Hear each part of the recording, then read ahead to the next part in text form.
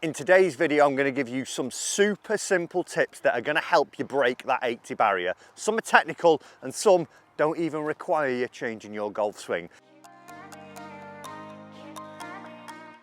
Let's have a look at tip number one. A good golfer who is breaking that 80 barrier, they don't just go out with no plan, no foresight of what they're trying to actually achieve. They may have already looked at the scorecard, they may have had a course planner, they might be a regular to that golf course, but what they do is build a score. They don't just go and hope that that 79, that 78, 75 comes at the end. They plot their way around the golf course and they build it. Take, for example, the first hole here at Formby Ladies Golf Club. A gorgeous little hole, only 266 yards, but it is fraught with danger. And if I were to just walk up and think, well, 266, if I hit a good 3-wood, I'll get onto the green. Only problem is, if I miss this green by about 5 yards, there is heather all the way down and around that fairway. As opposed to, if I were to just hit my 5-iron now, that down this wind today is going to go about 220 yards, it's only going to leave me a 40-yard pitch up the green.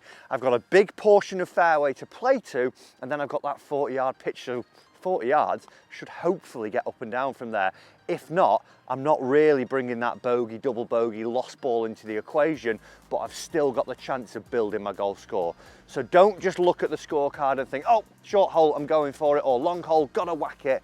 Build your score. Almost play back from the hole up to the tee. Position your golf ball now that you've got some control of it. Let's give it a go.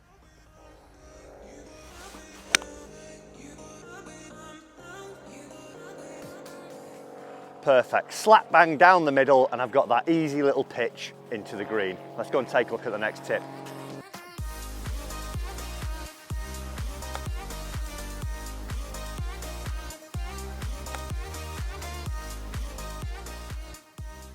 The next thing to help you break that 80 number is developing a really good short game. Now this is going to take some time for you to go to the practice ground, your chipping green, or even just out on the golf course when you're having a knock, working on different shots.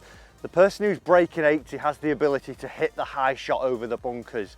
They've got the ability to play that chip and run along the green. What they're not doing is just relying on one shot for every aspect around the green. So what you need to do is get familiar with those chip and runs, those little pitches, those soft pitches. But like I say, it takes a little bit of time. So something that over time, and as your skill set's developing now, you're going to start to be able to play these shots. So when you find yourself in a different scenario like so, for myself now, I know the shot I want to play here and I can stand up, have the confidence, I know I have the technique for it, and play the appropriate little chip shot that in the end is going to lead to less drop shots around the green and help me break that 80 barrier. Let's go and have a look at another tip. The next tip for someone who's going to be breaking 80, and this is all to do with mindset. The player who's breaking 80 is starting to understand their game. They've maybe sought the advice from a PGA professional, or they've just got to know their game more and more. They understand what their swing does, they understand what their general shape does, and they're spending some time developing themselves as a player. We can do all these things out on the golf course, but if we don't understand how I function as a golfer, or you function as a golfer, when you come to actually put it all into play out on the golf course, it's going to be pretty hard. So for me here, I'm on the second hole. It's 413 yards, a par 5 here at Formby Ladies Golf Club, but the wind's hard off the left today. If I did hit a driver, it might just tail off into the rubbish. So do you know what? I'm going to hit my 4-iron down here, put it in play, because I know I'm actually pretty good with my 5, my 6-iron. So I'll probably have one of those into the green and I can build my score that way. I'm not going to try and do something that I'm not overly confident with. And that would be another tip. Make sure you understand yourself as a golfer. And like I said a moment ago, maybe seek a little bit of professional advice to develop your golf swing, understand your golf swing and understand your game, so when you do come out here, you know what to go for and what not to go for. Don't be a pretender. It's not going to help you break that 80 barrier. Everyone who's doing breaking 80, they're smart golfers. Their IQ, their golf IQ is on the up. Let's get this 4-iron down this fairway.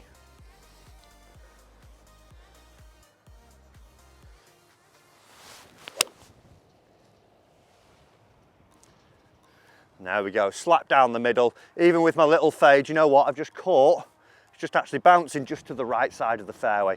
So smart choices are going to lead to better golf scores.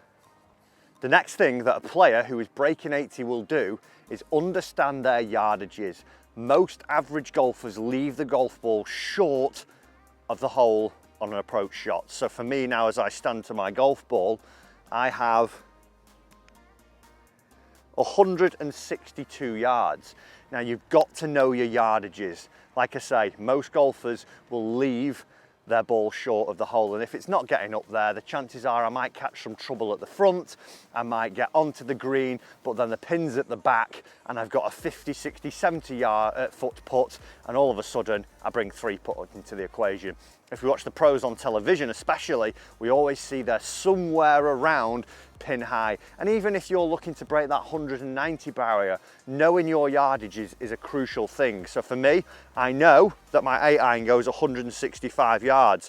I also know that it's exceedingly downwind here today, and it's playing about a 1 club wind's length. My 9-iron goes 147 yards. So I can take this knowing that that extra wind is going to push this up towards that 162 yardage. So know your yardages with your irons especially. Even if it's only from 6-iron down to wedge and you get those to start off with, those are the clubs that we're going to be hopefully attacking greens with, and you should be hopefully getting them up into the right barriers. You want to try and play for the second 2/3 of each green. Don't be leaving it in that first third like most amateurs do. Let's give this one a go, see how we get on. Nice. Not my best directional, it's actually just on the right hand side of the green, but what it's done is got pin high right instead of falling short because I know my yardages. My 5th and final tip for breaking 80 is all about enjoyment and a bit of acceptance. You're not going to do it every time. You might have one of those days where it just isn't going to plan. But the player who is breaking 80, even if it isn't quite going to plan, they do start to turn it around. Don't let bad shots affect you too much. Accept them, move on, even laugh at them. I got lots of rounds in the past when I was playing turn from what could have been a 75 into an 85 because I got hot-headed even, and I didn't focus on the next shot at hand. So even if it's not going to plan, just focus on your next shot. Enjoy yourself. I mean, look at it out here. How good is it? Formby Ladies Golf Club. I've got the chance to play golf. Go out and enjoy it. And if you can, you're probably going to build a better score because you're not panicking, you're not worrying, you're staying in the moment and you're focusing on your golf swing.